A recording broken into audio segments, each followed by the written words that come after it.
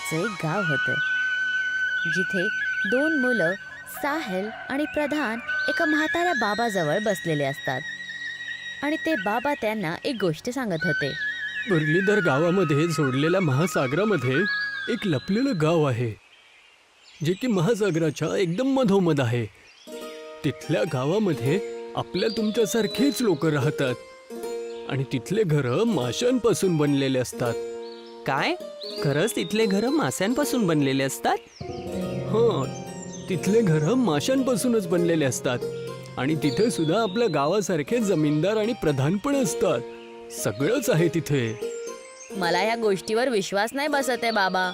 महासागरच्या मधोमधी एक गाव पण असू शकतं. मी हे कसं विश्वास ठेवू? ही गोष्ट एकदम बरोबर आहे. वाटत असेल तर जाऊन बघू शकता. आम्ही तिथे जाऊ शकतो? हो, बिलकुल जाऊ शकता, जर तुमच्यामध्ये हिंमत आणि ताकद असेल तर. जेव्हा मी मोठा होईल तेव्हा मी जरूर त्या मछली गावामध्ये जाईल. तुला जायचं असेल तर जा, मी तर नाही जाणार. हे तर वेळच ठरवेल. जेव्हा मी जाईल तर तेव्हा तुला सुद्धा यावं लागेल. 18 वर्षांनंतर साहिल एकदा प्रधुमला समुद्राच्या तटावर बोलवतो आणि एक नाव पण तयार ठेवतो. प्रधुम साहिलच्या बोलवण्यावर तिथे येतो. काय झालं साहिल? आज तू इथे का बोलवलंस? तुला ती गोष्ट लक्षात आहे? कोणती कहाणी? अरे ते म्हातारे बाबा जे आपल्याला गोष्टी नव्हत्या ऐकवत का, जेव्हा आपण छोटे होतो. ते गोष्टी नव्हते सांगत की महासागरामध्ये एक गाव आहे जिथे आपल्यासारखेच लोक राहतात आणि तिथले घरं माशांसारखे दिसतात. हो हो, लक्षात आलं. एक मिनिट, पण तुला अचानक ही गोष्ट का लक्षात आली आणि ही नाव इथे या वेळेला का आहे? साहिल, तू काय करायचा विचार करतोय? प्रधुम, मी सांगितलं होतं ना की मी मोठा झालो तर त्या गावात जरूर जाणार आणि तुला माझ्यासोबत यावंच लागेल. नाही नाही, मी नाही येणार. ही खोटी गोष्ट होती यार. तुला यावं लागेल माझ्यासोबत. तुला आपल्या मैत्रीची शपथ आहे. अरे नाही यार, मैत्रीची शपथ नको देऊ यार. चल बस नावमध्ये. प्रधुम साहिलच्या नावमध्ये बसतो आणि दोघे जण महासागरमध्ये मछली गावला शोधण्यासाठी निघून जातात. ते लोक महासागरमध्ये खूप आतपर्यंत जातात. इतकं आत की दूर दूरपर्यंत एक पण तट त्यांना दिसत नव्हतं. ह्याने घाबरून प्रधुम बोलतो. साहिल, आपण काही जरा जास्तच आतमध्ये नाही आलोय? मला तर इथून तो काहीच नाही दिसत आहे. चल वापस जाऊया. नाही, नाही, नाहीचं काय अर्थ आहे? आपण वापस नाही जाऊ शकत कारण की मी रस्ता विसरलो आहे. काय? आता तुझ्याकडे काही ऑप्शन नाही शिवाय त्या गावाला शोधण्याशिवाय. नाहीतर मृत्यू आपल्याला शोधेल. तू एवढा का हसत आहे? तुला काय भीती नाही वाटत आहे का? नाही, कारण की मी स्वतःला आणि तुला अशा स्थितीत टाकलंय, जर आपण आपल्या त्या गावापर्यंत नाही पोहोचलो तर आपण मरणारच नक्की. अशा स्थितीमध्येच लोक आपली सफलता नक्कीच मिळवतात. हे प्रभू, हे काय विचार करून असला मला सनकी मित्र दिलाय? साहिल आणि प्रधुम ती नाव चालवत चालवत त्या महासागराच्या खूप आत जाऊन पोहोचतात. अचानक साहिलला काहीतरी दिसतं. प्रधुम, प्रधुम, काय दिसत आहे जे मला दिसत आहे? ते बघ, ती एक जागा आहे जिथे मोठे मोठे मासे आहेत. काय? हे तेच गाव जे नाही जे आपल्याला ते म्हातारे आजोबा सांगायचे? हां, ते हेच गाव आहे. हे तेच माशांचं गाव आहे. ती गोष्ट खोटी नव्हती. खरेपणा आपल्या समोर आहे. शेवटी आपण या गावाला शोधूनच काढलं प्रद्युम. यस! साहिल आणि प्रधुम अर्ध्या तासांनंतर त्या गावामध्ये पोचतात. जसंच ते दोघे जण त्या गावामध्ये उतरतात, शिल्पा नावाची मुलगी त्यांना बघते आणि त्यांच्या जवळ येते आणि बोलते. तुम्ही दोघे जण कोण आहात आणि इथे काय करत आहात? आम्ही या गावाबद्दल ऐकलं होतं, तर याला शोधत शोधत इथे आलो. बाहेरवाल्यांना इथे यायची परवानगी नाहीये. या गावामध्ये तुमचं स्वागत नाही केलं जाईल. आम्हाला माफ करा. आम्हाला थोडं खायला आणि पिण्यासाठी पाणी मिळेल, मग आम्ही निघून जातो. ठीक आहे, माझ्या मागं मागं या. शिल्पा साहिल आणि प्रद्युमला आपल्या घरी घेऊन येते, जो मछलीच्या आकाराचा होता. अरे साहिल, हे तर खरंच माशाचं घर आहे. इथं सगळेच घरं माशासारखे आहेत. बरोबर बोलत आहेस. इथे येऊन माझं स्वप्न पूर्ण झालं. ते दोघे जण शिल्पाच्या घरी जाऊन थांबतात. शिल्पा त्यांना खाण्यासाठी जेवण पाणी पण देते. जसंच ते दोघे जण जेवण जेवून उठतात, शिल्पाचा भाऊ सुरेश तिथे येतो आणि शिल्पाला बोलतो, काय हेच दोघं आहेत जे बाहेरून आलेत? हो. प्रथम हळूच साहिलला बोलतो, हा पक्क आपल्याला मारायला आला असेल. ही सगळी तुझी चूक आहे. हा यार, कुठे फसलो. साहिल सुरेशला बोलतो, भाई, आम्ही खरंच निघून जाऊ आणि कधीच कोणाला या गावाबद्दल सांगणार नाही. हा भाऊ, आम्ही खरंच समुद्रात कधी पायसुद्धा नाही ठेवणार. बस आम्हाला माफ करा. काय? तुम्हाला असं वाटतंय का मी काही गुंड आहे? खरं तर आम्हा लोकांना तुमची मदत पाहिजे या गावाला वाचवण्यासाठी. कोणाकडून? आमच्या प्रधानांकडून. 1 महिन्या आधीची गोष्ट आहे. 1 महिन्यापूर्वी आमच्या गावाने प्रधानाला निवडलं आणि एका नवीन प्रधानाला जादूच्या मोत्यांची माळा घातली, ज्याला घातल्यानंतर प्रधानाकडे जादूची ताकद येऊन जाते, ज्याच्यामुळे गाववाल्यांनी जर प्रधानची गोष्ट नाही ऐकली तो त्यांच्या शक्तीने त्यांच्यावरती नियंत्रण करून घेतो.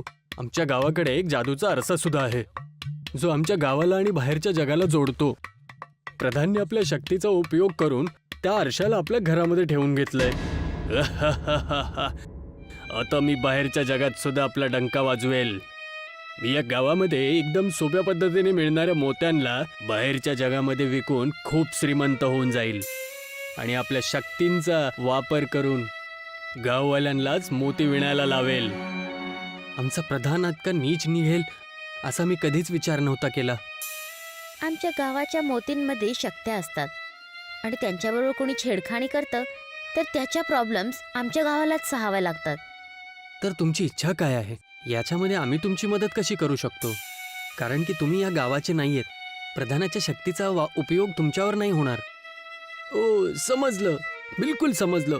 तुमची इच्छा आहे आम्ही त्या प्रधानाकडून तो आरसा घ्यायचा जो बाहेरच्या जगाकडून या माशाच्या गावाला जोडतो, त्याच्या घरातून त्याला चोरायचं, हेच ना? तो वापस आपल्या मोतींच्या शक्तींचा वापर करून तो आरसा वापस घेईल. आपल्याला त्या मोतीच्या माळेला त्याच्या गळ्यातून चोरावं लागेल. जी बिलकुल. आम्ही तर त्याला चांगलं समजलं होतं, पण तो लालची निघाला. काय नाही, तुम्ही सगळं आमच्यावर सोडा. सुरेश आणि शिल्पा दोघे जण प्रधानच्या घरी जाऊन पोचतात आणि प्रधानला आवाज लावतात. प्रधानजी, प्रधानजी. प्रधान जेव्हा ही आवाज ऐकतो तर बोलतो, कोण आहे जे सकाळी सकाळी एवढं ओरडत आहे? जाऊन बघतो. प्रधान घराच्या बाहेर येतो. हो, तर तुम्ही दोघं भाऊ बहीण आहात. काय झालं? सकाळी सकाळी माझ्या घरासमोर येऊन का ओरडत आहात? प्रधानजी, गावाच्या अनमोल मोत्यांना बाहेरच्या दुनियेबरोबर नका वाटू. हे आपल्या गावासाठी बरोबर नाही आहे. हां, आपलं गाव ह्याच अनमोल मोतींमुळे बाहेरच्या जगापासून जोडलेलं नाहीये. निघून जा इथून, नाहीतर असा धडा शिकवेल की तुम्हा लोकांना समजणार सुद्धा नाही. माहिती आहे ना, माझ्याकडे जादूच्या मोत्यांची माळ आहे. प्रधानजी, हे चुकीचं आहे. साहिल आणि प्रथम गपचूप प्रधानच्या घरी जाऊन पोहोचतात. सुरेश आणि शिल्पा तिथे फक्त प्रधानचं लक्ष भटकवण्यासाठी उभे होते. प्रधान दुसरीकडे आपला हात पुढे करतो आणि सुरेश आणि शिल्पाला बोलतो, तुम्ही दोघं आत्ताच्या आत्ता मूर्तीसारखं उभे राहा. प्रधान इतकं बोललाच होता की दोघे जण एकाच जाग्यावर खांब्यासारखे उभे राहिले आणि दुसरीकडे साहिल आणि प्रथम तो आरसा शोधायला लागतात. अरे, प्रधानने इथे आरसा कुठे ठेवला असेल?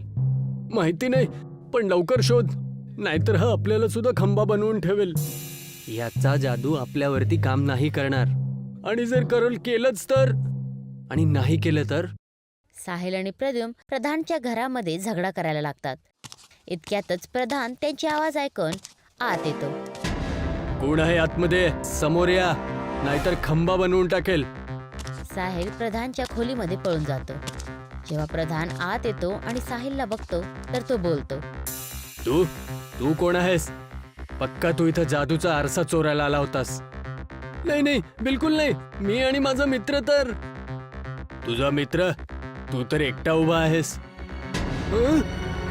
प्रथम जेव्हा इकडे तिकडे बघतो तर त्याला साहिल कुठेच दिसत नाही. धोकेबाज, मला एकट्याला सोडून पळून गेला. याला तर मी सोडणारच नाही. तयार हो खंबा बनण्यासाठी. प्रथम आपले डोळे बंद करतो आणि प्रधान प्रथमला बोलतो, माझ्या शक्तींनो दाखवा माझा चमत्कार आणि बनवा याला खंबा. पण प्रथमवर त्याच्या शक्तियांचा असर नाही होत आणि मागून साहिल गपचूप येतो आणि प्रधानच्या गळ्यातून त्याची मोत्यांची माळा ओढतो आणि त्याच्या गळ्यातून बाहेर काढतो. जसं माला त्याच्या गळ्यातून बाहेर येते, सुरेश आणि शिल्पा ठीक होतात आणि आत येतात. सुरेश लवकरच त्या माल्याला आपल्या गळ्यामध्ये घालतो. ती माळा माझी आहे, ती मला वापस कर. आता मोत्यांची शक्ती माझ्याकडे एकदम बरोबर राहील. हे मोत्यांची शक्ती, ऐक माझी गोष्ट आणि बनवून टाकायला खंबा. सुरेश इतकं बोललाच होता की प्रधान खंब्यासारखा एकाच जाग्याटी अजिबात न हलता उभा राहतो आणि दुसऱ्या दिवस गाववाले सुरेशला प्रधान बनवतात आणि तो आरसा पण सुरेशला मिळतो. सुरेश आणि बाकी सगळेजण त्याच जागी मिळतात जिथे साहिल आणि प्रथम आपली नाव घेऊन आले होते. तुम्हा दोघांचा खूप खूप धन्यवाद. साहिल आणि प्रद्युम, हे तर माझं कर्तव्य होतं सुरेश. आणि माझं सुद्धा. तुम्ही लोक ह्या आरशाच्या आत जाल तर सरळ आपल्या गावी जाऊन पोचाल.